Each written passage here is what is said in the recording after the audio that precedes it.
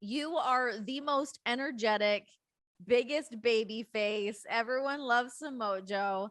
Why did they want to turn you heel? Um, I think they wanted a change of pace. I think Vince always saw me as a heel, no matter what. I think that was just kind of where his mind went when he was looking at who I am, how I act, how I work, the physicality with it. So I think that was just something that was bound to happen. Mhm. I wasn't resistant to it in the beginning. I thought it'd be fun. I thought it'd be different.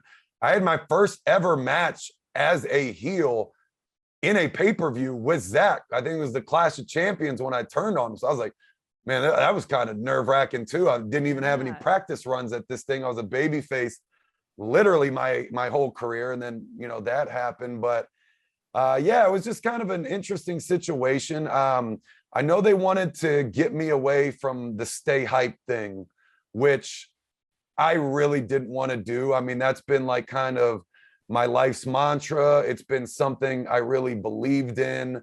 And I always was kind of upset at the fact that somehow, and maybe this was my fault. I certainly didn't mean for this to happen, but stay hyped became a thing about just always being excited, always being loud and kind of obnoxious, but either way, having a good time. And that was never really supposed to be it. That was supposed to be a very minor aspect. Stay hyped was supposed to be pretty much everything that you talked about, is just always being on, never resting, never having off days, off moments, always doing 10,000 things at once, It was like all more the motivational, right? and that's what I wanted it to be. This guy that was, playing football while getting a business degree, while being a mentor on the team, while being on the executive board of the business school and the leadership program, to wrestling, everything I was doing there, to being the only guy that was, flying home on these red eyes after a LA Raw, landing on no sleep and going straight to the performance center, seeing the weekly records that all the NXT guys put up in the weight room, breaking literally every single one of them, then getting back in the ring for a 3-hour practice, then going to hot yoga, then going to a 2-hour film study, then going to a 2-hour massage session, not because it feels good. It actually felt awful. Those things hurt when you're doing them right. Yeah. Then sleeping for 3 hours after 5 days, 5 cities, 5 shows and all that, and waking up and doing it all again. That was, stay hyped was supposed to be this attitude of just always going. And, no matter wins, losses, whatever it is, you'll never take my smile from me, never take my energy from me. We're always coming back for more. And that was kind of the character I felt like could motivate people, that people could get behind, that I could get on a mic and just do my thing. Not once in my career did I ever get the mic to cut a promo that I wrote, that I was able to get behind and wing. Not once in my career did I have a storyline with someone where we could have multiple matches and go back and forth and build a story. It was always just always excited, loud, obnoxious Mojo who never shuts the hell up and does quick, short matches because he's the hype guy. We don't need much time out of him. And then we'll use him for the community service PR side of it. And that was where I got pigeonholed, and it was just like, it was frustrating for me because it started to compromise my self-worth. I was like, man, I feel like I'm just capable of so much more. I'm working so hard and I just have no opportunity to show what I'm working on. And it was just like, honestly, that release, probably the best thing that could have happened for me at that time. What was your relationship with Vince like? Because I feel like if Vince really got to know you and understand where you come from, understand your education, your business acumen, like all of that stuff, I feel like that would have had him seeing you in a different light and wanting to use you for so many different things. Did you have much of a relationship with him? I probably met with Vince on average, maybe quarterly. And we always had a great relationship. Don't get me wrong. We always got along. We joke around. I wasn't one of these guys that would go hang out in his office for like an hour and really talk about nothing. But we always had like a good relationship. And I think he always saw me in one particular role in the company, but it seemed like it got to be the same kind of ebb and flow.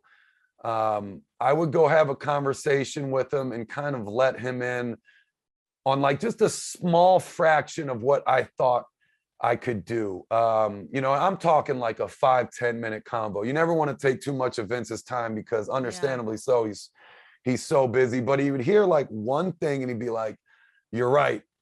I like this. Nobody else on my roster can fit this role," and I always pitch things that only I could do, no matter how hard anyone else tried, because I knew they might just give it to that guy. So Yeah. he would take it, and I'd do like a main event run for like 1 to 3 months.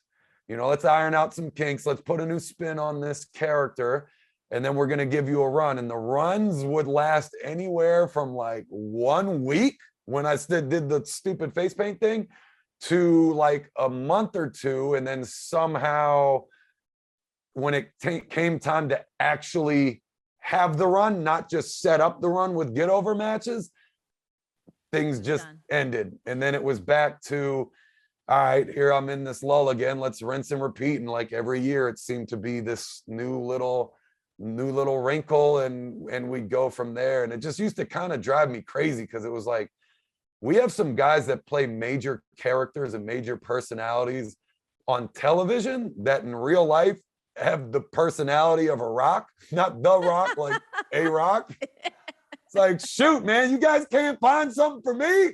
Are you kidding me right now? Like, whether I pitch it or you come up with it, I don't care. Give me something. Let me sink my teeth into something. It was so frustrating. So frustrating because there are, I mean, whether, there's such a scale of what people bring to the table, but I mean, you look at the roster there and it's like, there's so many people that are so talented that just never really got that opportunity, or never got the thing to like really sink their teeth into. And that, I think, is such a thing that really brings down morale, because there's nothing more upsetting than feeling like you're not living up to your potential.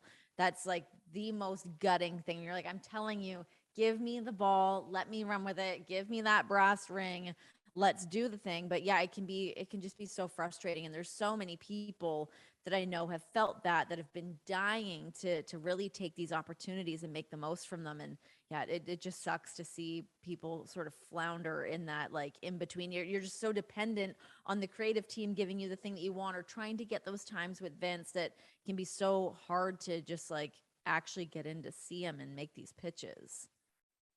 Yeah, it was crazy. And it's just, for me, it's just like, it's a 3-hour show. Like, we can't find a way to work everybody in. I mean, shoot, even if it's just something as small as someone standing in the background in character of someone else's promo or something, it's like, you always kind of see the same guys doing the same stuff. And the fans don't appreciate it. And I understand you have a lot of star power and you're trying to get ratings, and now you're in a ratings war with AEW and everything. But it was just like, there's got to be a way to work everybody in creatively. Half my pitches always involved me losing, because it's like, you always need people to lose. And if I can find a way to get over by losing, you need somebody to plug into that spot. I mean, who cares at the end of the day? I mean, I remember at one point I had like the best win-loss percentage in WWE, like one of them all time. And it was just like, yeah, that's cool, but it's always like small get over matches that don't matter. Like, I